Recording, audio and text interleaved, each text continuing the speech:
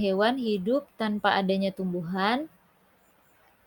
Tentunya tidak ya, karena manusia dan hewan tidak bisa menghasilkan zat organik sendiri seperti tumbuhan. Tumbuhan mampu menghasilkan zat organik dari senyawa anorganik. Proses inilah yang disebut sebagai proses fotosintesis. Fotosintesis adalah salah satu contoh proses anabolisme. Apa itu proses anabolisme? Proses anabolisme adalah penyusunan senyawa sederhana menjadi senyawa kompleks. Jadi, terbalik ya sama katabolisme tadi. Nah, atau juga kalau anabolisme, pengubahan senyawa anorganik menjadi senyawa organik. Kalau tadi katabolisme dari organik menjadi anorganik, kalau sekarang anabolisme dari anorganik menjadi senyawa organik. Nah, pada proses anabolisme ini membutuhkan energi. Fotosintesis adalah pengubahan senyawa anorganik, yaitu karbon dioksida dan juga air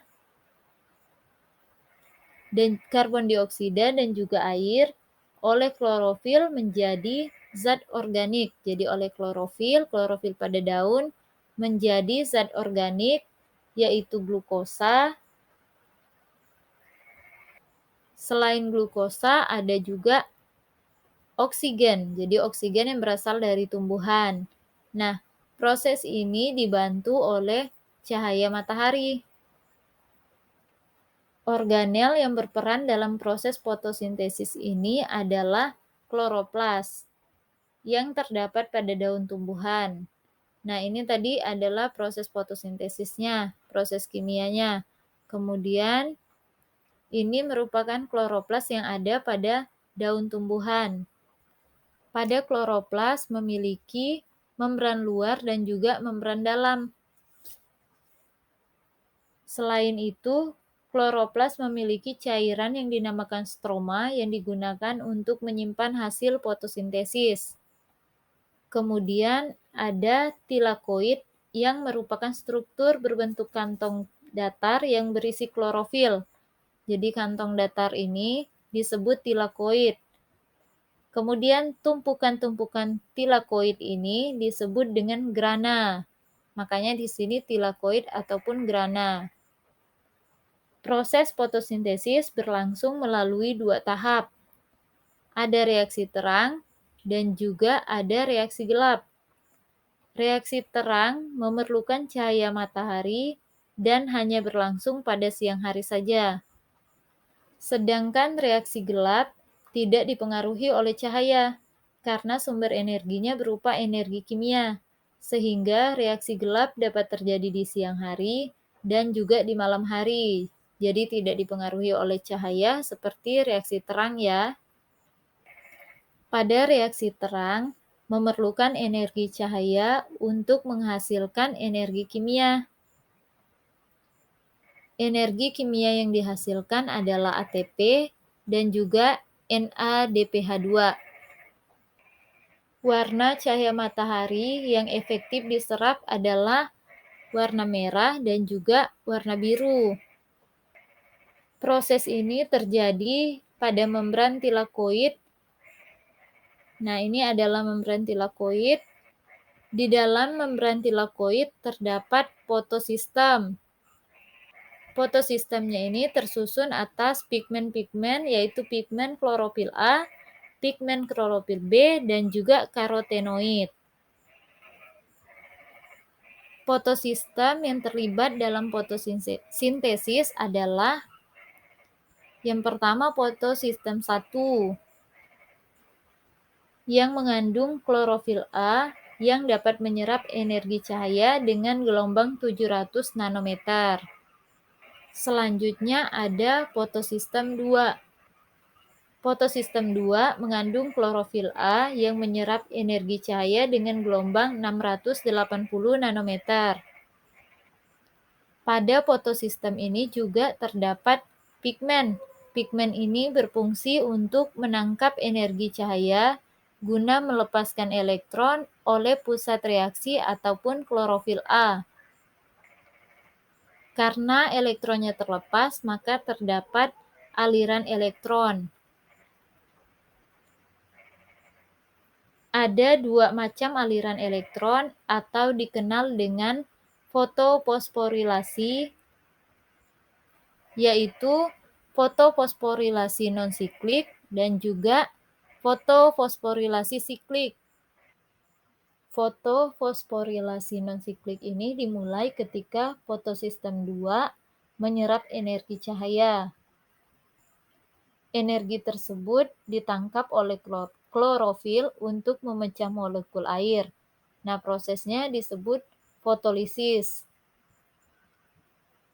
Elektron yang dilepaskan dari proses fotolisis diteruskan menuju akseptor elektron. Nah, kemudian menuju ke sistem transport elektron, yaitu ada plastoquinon, kompleks sitokrom, dan juga plastosianin. Proses ini menghasilkan ATP ataupun menghasilkan energi. Selanjutnya, elektron tersebut akan diterima oleh fotosistem 1. Pada saat yang bersamaan, fotosistem 1 menyerap energi cahaya dan juga melepaskan elektron.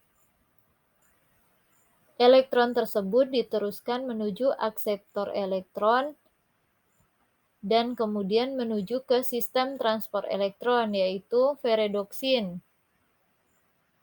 Dan akhirnya ditangkap oleh NADP+.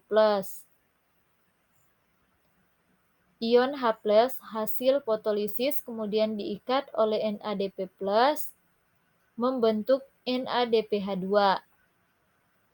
Selain NADPH2, ada juga membentuk oksigen. Demikian proses yang terjadi pada fotofosforilasi non-siklik. Sekarang kita melihat proses fotofosforilasi siklik. Nah, pada fotofosforilasi siklik ini, elektron dilepaskan oleh fotosistem 1 pada akhirnya akan kembali ke fotosistem 1. Nah, di sini elektronnya masuk ke sistem transport elektron, yaitu ferredoksin. Dari ferredoksin kemudian menuju ke kompleks sitokrom. Dari kompleks sitokrom menuju kembali ke fotosistem 1. Proses ini juga menghasilkan ATP. Demikian tentang reaksi terang.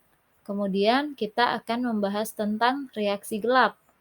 Ciri khasnya tidak bergantung pada energi cahaya, namun memerlukan energi kimia yang merupakan hasil dari reaksi terang.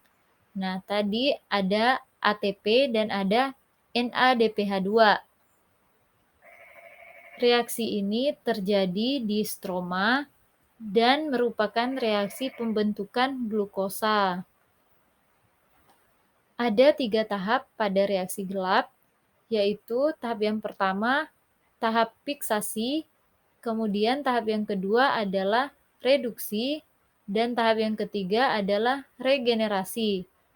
Nah, tahap yang pertama adalah tahap fiksasi. Pada tahap ini, terjadi pengikatan 3 karbon dioksida oleh 3000 sola bifosfat atau RUBP dengan bantuan enzim RUBP karboksilase atau Rubisco. Kemudian yang kedua membentuk 6 molekul fosfogliserad ataupun PGA. Proses yang kedua adalah reduksi.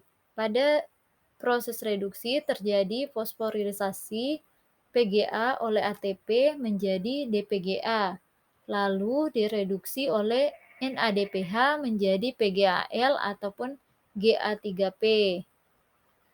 Proses yang ketiga adalah regenerasi. Pelepasan fosfogliseraldehid menjadi glukosa dan regenerasi RUBP. 1 PGAL disintesis menjadi setengah molekul glukosa, sedangkan 5 PGAL akan diregenerasi menjadi 3 molekul RUBP. Nah, demikian kita sudah membahas tentang fotosintesis yang merupakan salah satu contoh dari anabolisme. Ada dua reaksi dalam fotosintesis, yaitu reaksi terang dan juga reaksi gelap. Apa perbedaannya ya? Tuliskan dalam kolom komentar ya. Selain dari fotosintesis, ada juga contoh-contoh lain dari proses anabolisme. Apa saja sih yang kalian tahu? Kalian boleh tuliskan juga dalam kolom komentar kalian ya. Sampai jumpa di pertemuan selanjutnya. Terima kasih sudah mengikuti kelas biologi. Salam sehat.